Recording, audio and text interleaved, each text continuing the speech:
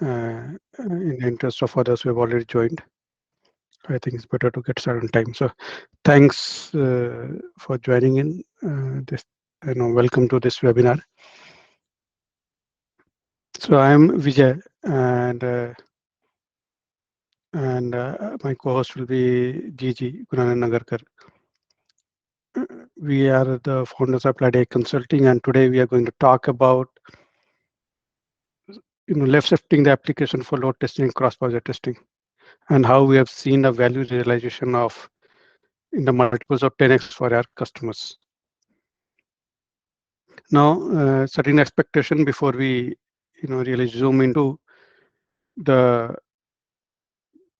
storage and discussion, that this is not a theory. So the expectation is that the audience already understands what is shift left testing, cross-project testing, and load testing.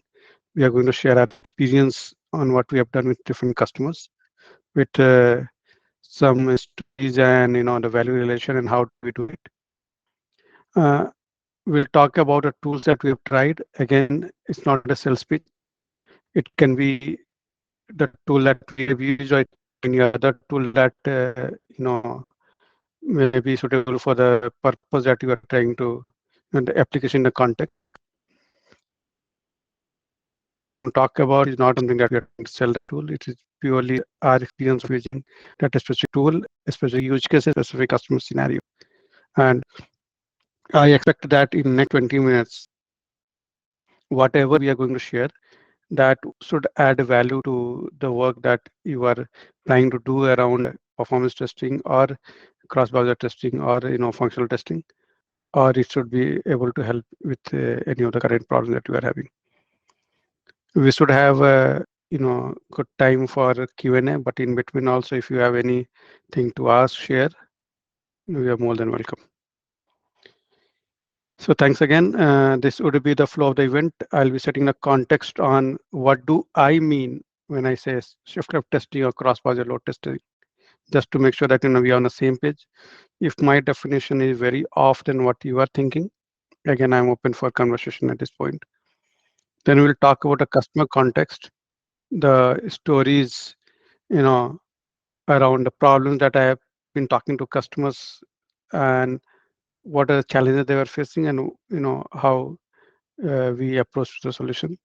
What are the values that some of the customers have been realizing, and how did we implement it, and the tools. Good.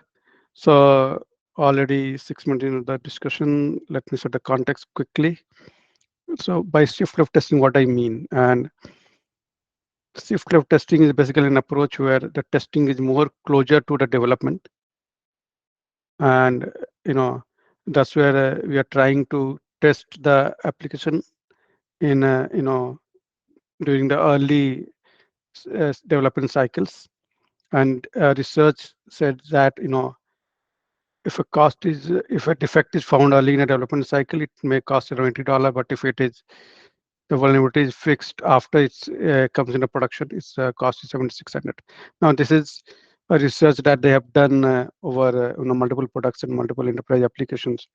But net, I think logically also, when we are more closer to the defect in terms of the recency of the check-ins and recency of the code, it's easier to fix it also. So we have been seeing a lot of shift left testing discussions and concepts in the unit testing world. The test pyramid you may have heard and seen of.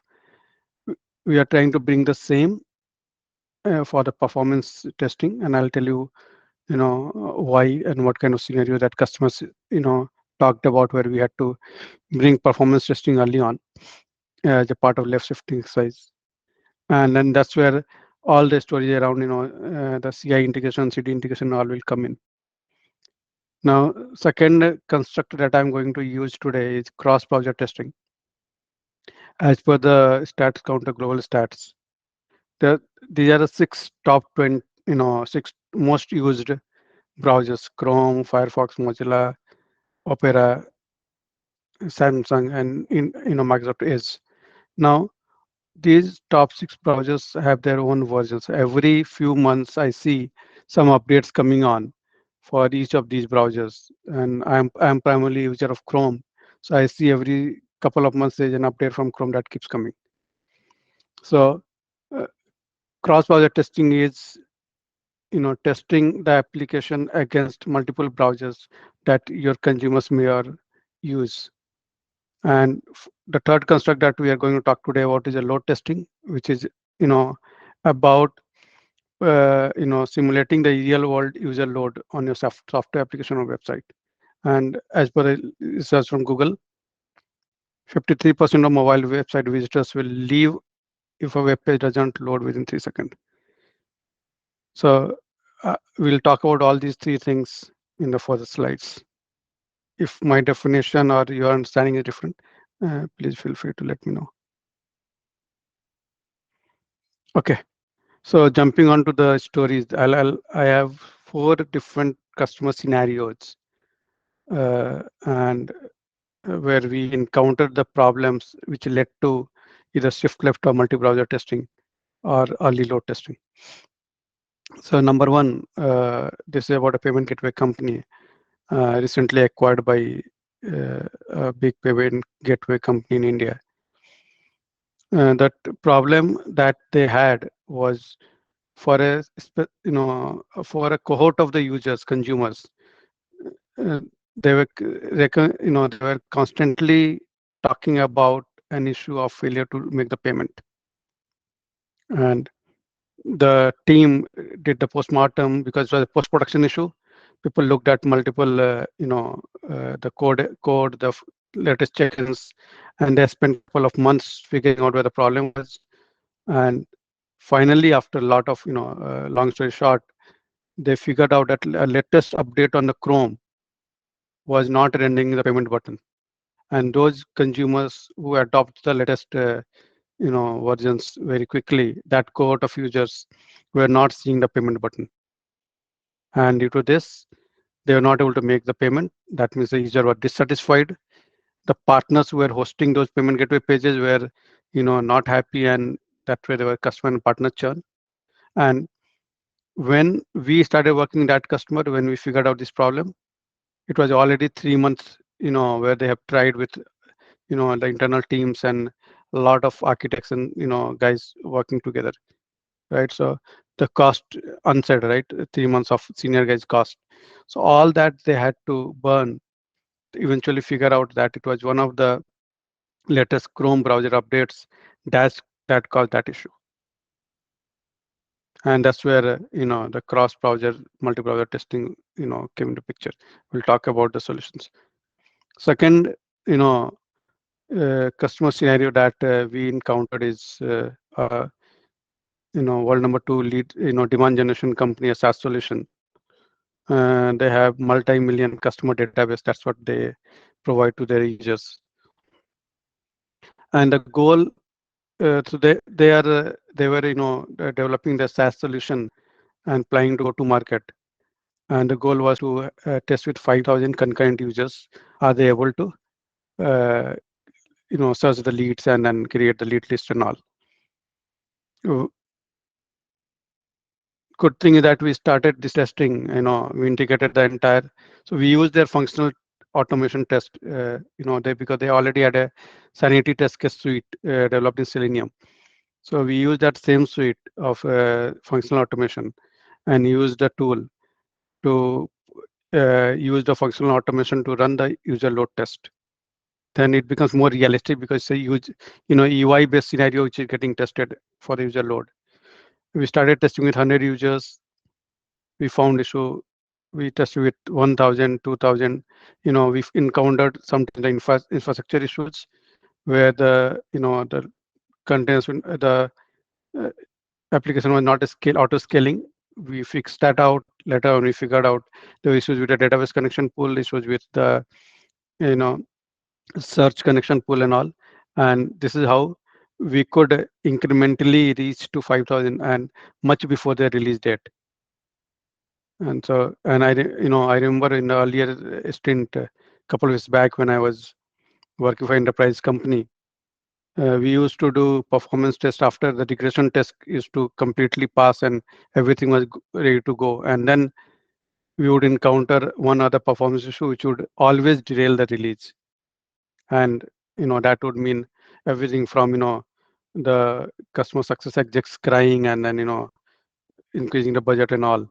So the shift here, we left shifted the testing at the moment, it at every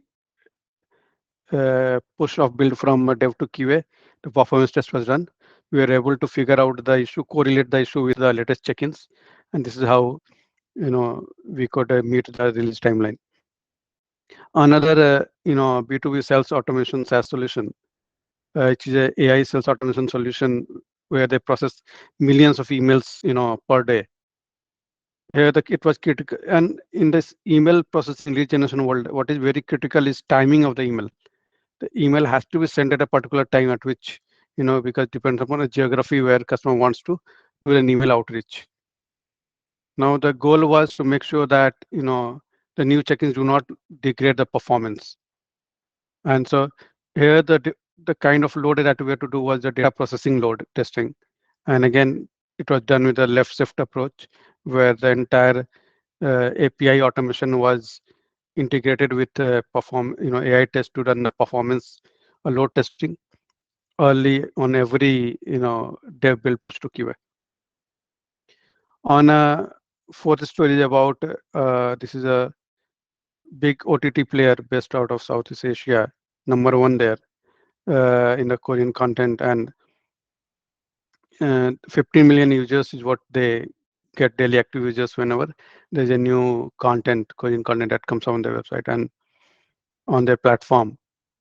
They're a content streaming platform. Now, they could achieve this by creating multiple auto skill pods, but then the infra cost was so high, which is not sustainable.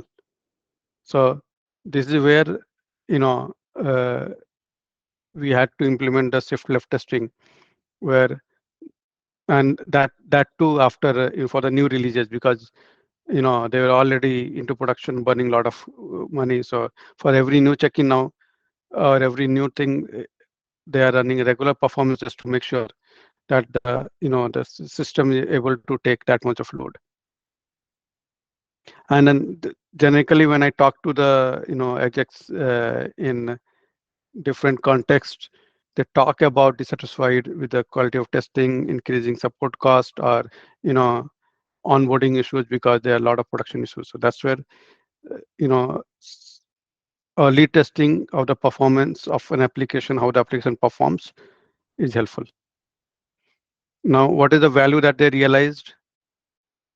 I mean, and generically, if we talk about the value that they saw is, the cost of defect fixing was low. They could release on time, and this company, a demand generation company, could save close to 1.2 million by lowering the cost of quality. Similarly, the sales automation SaaS solution, they could uncover the application infrastructure stress points. They could optimize the infrastructure, and due to vast coverage, helping customer success guys to tiptoe properly during onboarding new clients, the onboarding was much easier. They could onboard additional 20 customers without, and this is super critical, they could onboard another 20 customers without additional infra, and thus adding 0.5 million in the revenue. So that's the value that we can see with shift left testing. Now, how did we do it? So in our case, we used JMeter in certain scenarios. In certain scenarios, we used AITest. Here, I'm going to talk more about AITest because I like the UI of it. JMeter could have done the same thing. The only thing is that JMeter cannot help me with the cross-browser testing. And B, for JMeter, we had to write the scripts. In this case, we were able to use the existing functional automation to run the tests. And the AITest API is getting called through Jenkins in the case of that demand generation company, where as a part of every build push from dev to QA, QA to staging, staging to pre-prod. The performance test is running, and they can so you create a test once in AI test, and then the test continues to run, on demand, and they can see the result of the failures either on the Slack, which is not where they get notified, or they can log into AITest and see the result. So this is how we were able to do it. So let me quickly jump onto AITest and show it. But my understanding of AITest today is that AITest basically simulates the real user behavior, and this is important, right? Because it's not a simulated API call; it's a real user behavior from a multi-location, because our users are coming from multiple locations for the global applications, and doing the load testing and continuous testing, and it integrates with multiple DevOps tool chain. So what they are doing AI test is, they are creating the browser instances in different geographies as per your consumer base or customer base, or the application's customer base. And then they're spawning Docker containers where they're hosting those browsers.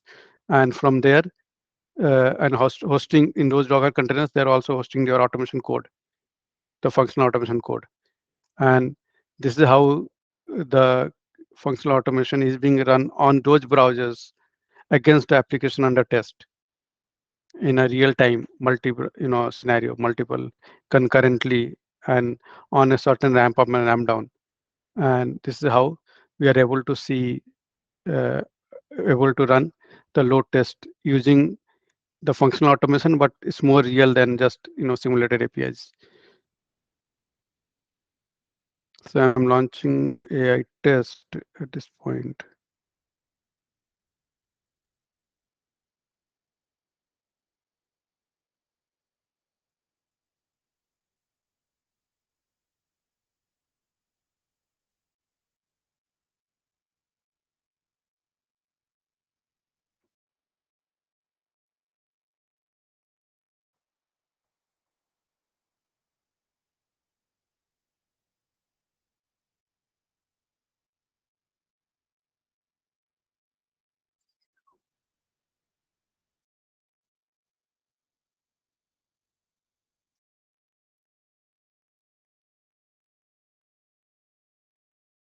Yeah, it has come up. So I think I can use this one. Let me sign up.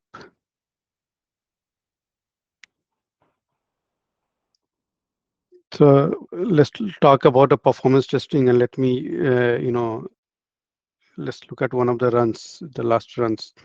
Now in this run, if I show you the configuration, we are trying to test it for 50 users, and for 60-minute duration, and every 1 minute there are 10 users that are ramping up, and we can always change the ramp up to more than 1 user or 2 user or 3 user, whatever, and we can increase the number to another number if required. But in the earlier test, they were testing for 50 initial users with one iteration, and 10 users ramping up every X 1 minute.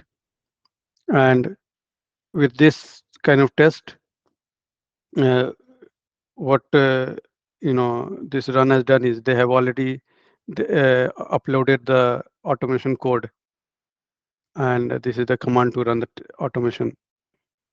And let's look at the result. So this is the 50 user.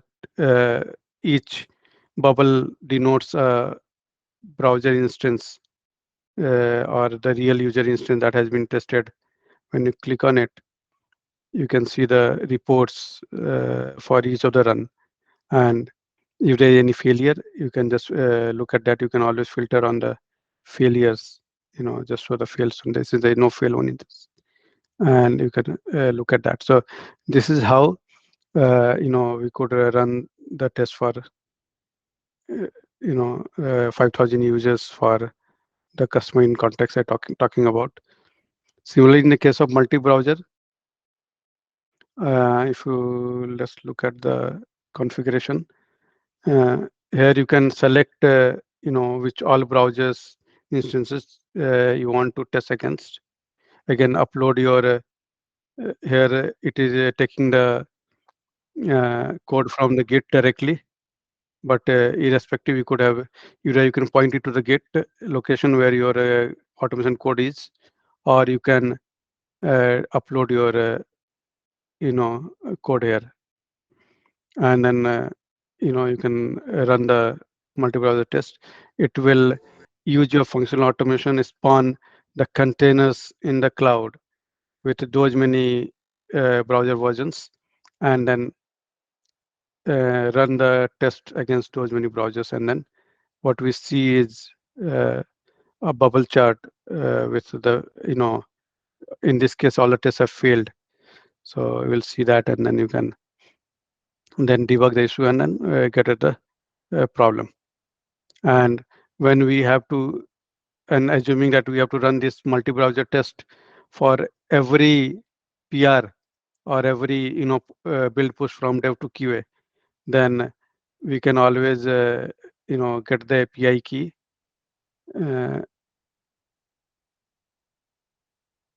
We can generate the new API token, and then add that to the Jenkins, if Jenkins is the tool of choice for the CI, and then it will run more in a every on demand on the CI run, and then we can always come back here and then see the reports and see the analysis. So that's how we use this tool. More on this tool we can talk at some point in time. But with this, I think I'm done and open for any question that you may have. So what the question generally, if there are no questions, the question that generally I get to hear, let me talk about that, and then. So let me till then ask the question that tell the question that I keep getting from the different customers. One is, if they are going to use AITest, right? What are the level of changes that they need to do in their functional automation to run that via AITest? And the answer is there is some change required, depend upon how you have written your functional automation. But it's not a big change. There are few environment variables that AITest exposes, which the functional code has to use if they have hard coded it, like browser and their driver, the URL of the application or test, etc. So just a few minor changes so that AITest can use the environment variables and run the test accordingly. Another question that I get is, how do I view the output of my test? So now the test may be running, a user may be coming to AITest, creating the test and running it there, right? Like one off ritual. In that case, you can see the bubble there, click on the bubble and you'll see the report. And also go to the analytics tab and then see the analytics. But there may be scenarios like in the case of that demand generation company, where a test is running as a part of the CI/CD pipeline. There. Yes. Hello. Yes, Hello. Julrika. Yes, sir, Yes. please go ahead. Sorry to interrupt. I could not unmute myself on the desktop, so I had to call in. Okay. My question to you is: AI test. It is based on licensing, based on how many users you are able to simulate or use the browsers. Is it like that? So yeah, so it is based on number of users, which is equal to number of browsers, because Number of browser is users being to number of is equal number. browsers. Yeah, so number of concurrent browsers basically. So it can be any users in your organization can use it. It is concurrent browsers and the duration of the test. That's where the license is. And the duration of the test. Okay. So Yeah, so if you're running a test for 8 hours, we have to pay for 8 hours. Is that how it yeah, works? that's how it works. So Okay. So duration of the test and the number of Mhm. browsers, because these two are the one which is the cost basically. so AI test is like residing on your networks or on your infrastructure, cloud based. It What can is be how both. it So it is? is it is hosted today in AWS cloud in our network. It can Okay. be, but there is a customer where they want the entire artifacts in their environment. Hmm. So in one button push, it can get hosted in their environment also. So it works either way. It can Okay, work as in your compared data center. to, It can work in our. okay, well, uh, just another question. Sorry to take all this time. But Please, please.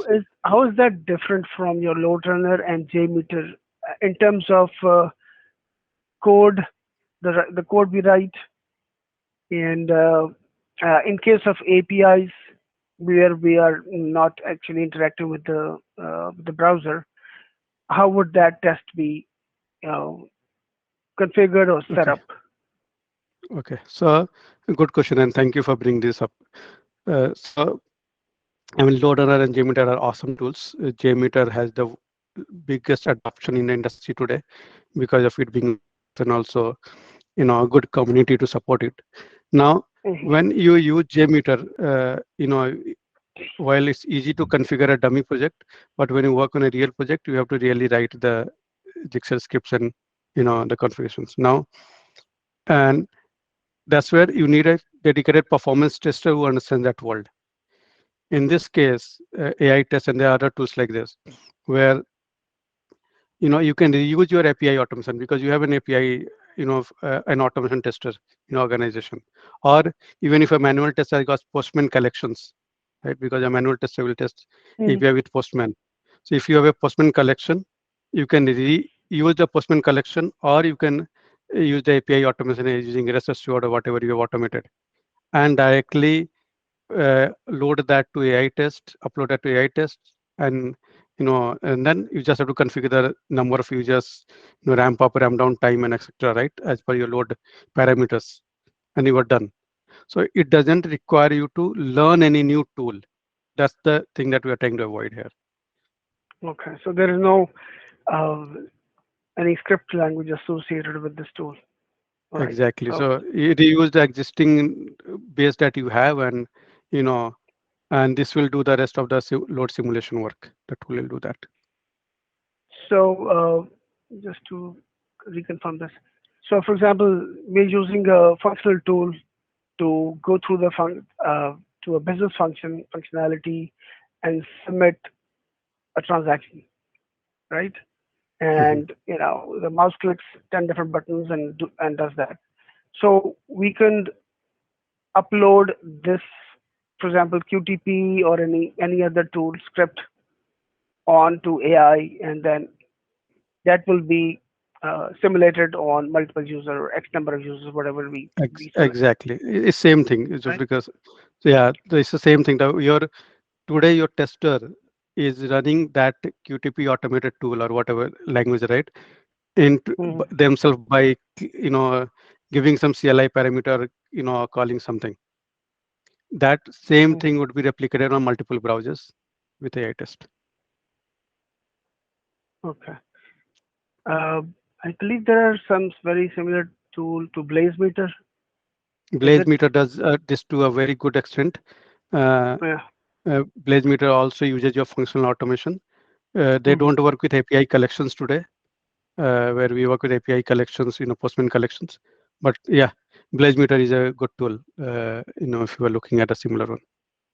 Okay.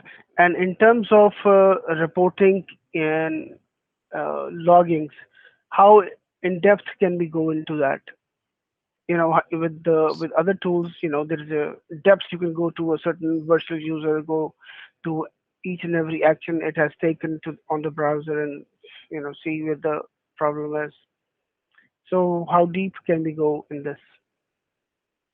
So, and here I have a different take, and I may be wrong here, but my take is what is happening in the lot of tools is there's, Hmm. over reporting. There's tons of report, and the real, the one person who has to fix it gets lost in the myriad of reports. So what we are trying to do is we are limiting the reports to the infra level using CloudWatch. That's what we use to get the infra level reports on your compute stats, CPU, memory, IO, and all, thread count, etc. That's one thing. Another is the application level analytics in terms of time to for each user, how long it took for you know top 10 users to run the scenario versus the minimum time, average time, and all that. And then third is the UI level network calls and UI level reports. So we are just trying to minimize it. I mean, we can always get more than that because all that is exposed, but we are trying to keep it limited so that it's easy to pinpoint the problem and come to the conclusion. Okay, so if you're using CloudWatch, right? Yeah. Currently, well, we have a set with either AppD or Dynatrace, right? So Hmm. CloudWatch, would it go to that level of granularity as we go with Dynatrace, or I mean, would you, or does it your tool to what level of granularity you are configured with CloudWatch? For example, So you want to pull everything out on your network, all the servers which are involved in this. So to what level? And I'm sure if cloud is configurable, I mean, I'm sure you must have already done some homework setting up how CloudWatch will display and what it will display for you, right? If yes, you yes, can. sir. So we so and they're out of box Terraform scripts that we push to get all the CloudWatch data in your network and for the application in context, whichever compute application is using. Uh, Today, the data is not as vast as what you get from Dynatrace or logic monitors. They have a Mhm. lot of aggregation and then a lot of correlation and regression that they run for you because that's their beauty, right? That's their hardcore monitoring tool. So we don't have that level of data, and I don't think a performance testing tool has to get to that level of data. We'll have to integrate with those tools to bring the best of the inferences. And I think that's where we'll have to work on. Today it's not there, but we'll have to work on that because Dynatrace, Logic Monitors, Datadog, they have their own beauty and why they are there. And we cannot bring so much of data in the performance testing tool. Right, I understand that, but can you show us a couple of reports from CloudWatch, what exactly you're targeting at from your side? I would. So I may not be able to show it now, but I would. I'll have that delivered to you. Okay. Noted. Sure. Okay. That's all about from my side. Thank you. Thank you, sir. Thank you very much.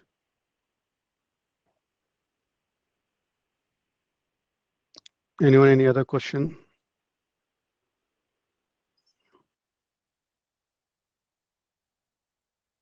If not, then I think we are good. Thank you very much for your time today. This was exciting, and we'll share the recording and also some reports that Zulfikar was talking about, and we'll take it from there. Thank you very much for your time today.